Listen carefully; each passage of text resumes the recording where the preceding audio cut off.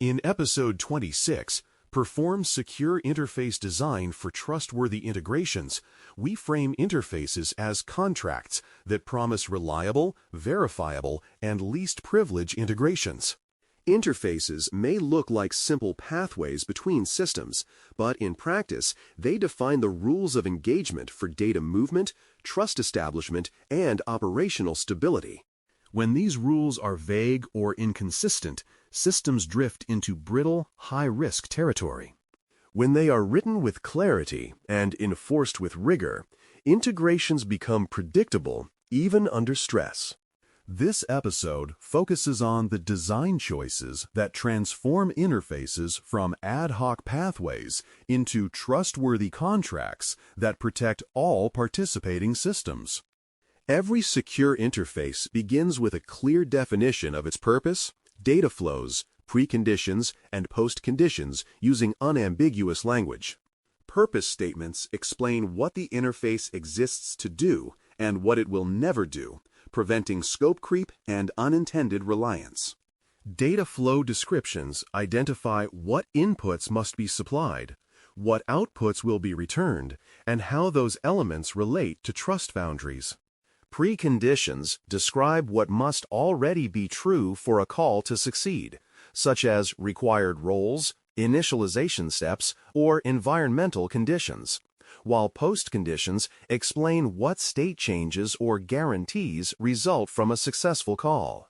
This clarity reduces integration ambiguity and makes misuse less likely. To keep interfaces stable as systems evolve, strong typing, well-defined schemas, and disciplined versioning must be enforced. Strong typing ensures that data structures have predictable formats, reducing the risk of runtime surprises or hidden coercions. Schemas serve as the authoritative source for validation, generating consistent enforcement across services and documentation for developers.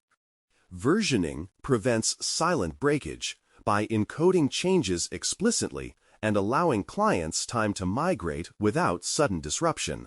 When these elements are treated as non-negotiable, teams avoid the dangerous pattern of making undocumented, backward-incompatible updates. Reliability and trust both depend on knowing who is calling an interface, so every call must require authentication. Anonymous or ambiguous identities lead to guesswork and unpredictable access patterns, making monitoring and enforcement far more fragile. Using strong authentication mechanisms, such as service identities, short-lived tokens, or mutual certificate-based authentication, ensures that callers are known and accountable. By enforcing authentication consistently across all operations, you eliminate the temptation to create convenience endpoints that later become security liabilities. Authentication is the foundation on which all other controls rely. Authorization must operate at the level of each individual operation, never relying solely on front-end validation or assumed caller behavior. Even authenticated callers should only be able to perform actions that match their assigned roles, attributes, or declared scopes. Operation-level checks prevent accidental overreach, where a legitimate user or service can access functions they should never invoke. These checks also limit damage when credentials are compromised or misused. When authorization is embedded directly into interface logic rather than scattered across client implementations, it becomes a durable safeguard against unintended capabilities. Minimizing data exposure is another essential principle, ensuring that interfaces return only the fields that are explicitly required. Whitelists enforce clarity by specifying which fields may be included in a response and eliminating accidental disclosure of sensitive or operationally irrelevant data.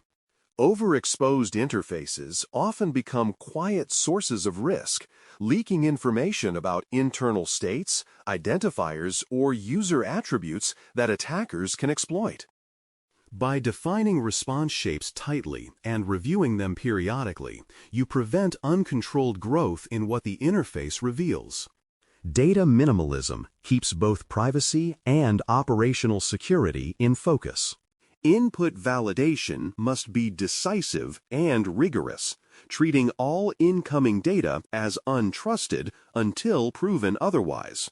Validations can constrain formats, lengths, numeric ranges, and character sets, blocking malformed or malicious input before it reaches deeper layers.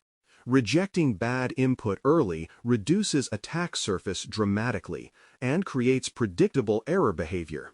Validation rules should be explicit and testable, and their enforcement should be centralized in libraries or shared services whenever possible. When validation is treated as a core design requirement, interfaces become more robust and easier to reason about. While correctness matters, stability matters just as much, so interfaces should throttle requests, detect anomalies, and implement backpressure. Throttling prevents abuse by limiting request rates from callers, whether deliberate or accidental. Anomaly detection helps identify unusual patterns such as sudden spikes, malformed bursts, or repeated failures that may indicate misuse or misconfiguration. Backpressure mechanisms allow systems to shed load gracefully or slow callers when downstream dependencies are strained. These stability protections ensure that integrations do not collapse or cascade failures when conditions degrade. To protect message integrity and prevent tampering, interfaces should sign requests and verify signatures on receipt. Integrity checks confirm that payloads have not been altered, providing a crucial trust anchor between components. Guarding against replay attacks requires additional protections such as nonces, timestamps, or sequence numbers that ensure each request remains valid for only a short window. Together, these measures guarantee that a valid message cannot be captured and resent to achieve unintended effects. Integrity and anti-replay controls strengthen operational trust and reduce subtle but damaging risks. Distributed systems experience partial failures, so idempotency keys are vital tools that enable safe retries. An idempotency key uniquely identifies a given logical request, allowing servers to detect whether an operation has already been applied. This prevents duplicate charges, repeated state changes, or conflicting updates when network failures or timeouts occur. Interfaces should document expected behaviors during these partial failures, explaining what callers can expect if a retry arrives after partial success. These documented behaviors reduce integration ambiguity and prevent the emergence of inconsistent transaction states. Observability closes the loop by logging decisions, denials, and errors with correlation identifiers that tie events across systems. Logs should capture enough information to explain why a request was accepted or denied, which inputs were validated, and what paths the execution followed. Correlation identifiers allow investigators to follow a request across multiple services, building a unified view of what occurred. Reliable troubleshooting depends on this visibility, especially during incident response or complex failure analysis. This observability turns integration behavior from guesswork into evidence-driven understanding. Interfaces also need predictable life cycles, which means providing deprecation policies, sunset schedules, and migration guidance. Deprecation notices give clients time to respond before breaking changes occur, while sunset schedules specify final cutoff dates. Migration guidance helps teams understand how to transition to newer versions with minimal disruption. Without these lifecycle signals, ecosystems become cluttered with outdated endpoints, unsupported assumptions, and hidden operational debt. Life cycle management is part of long-term resilience, not administrative overhead. By now, the key themes of secure interface design form a consistent pattern.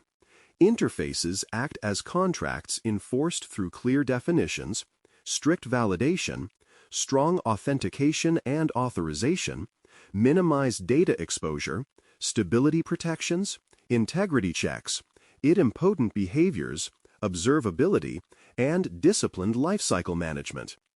These practices appear in every successful integration ecosystem because they address predictable points of failure.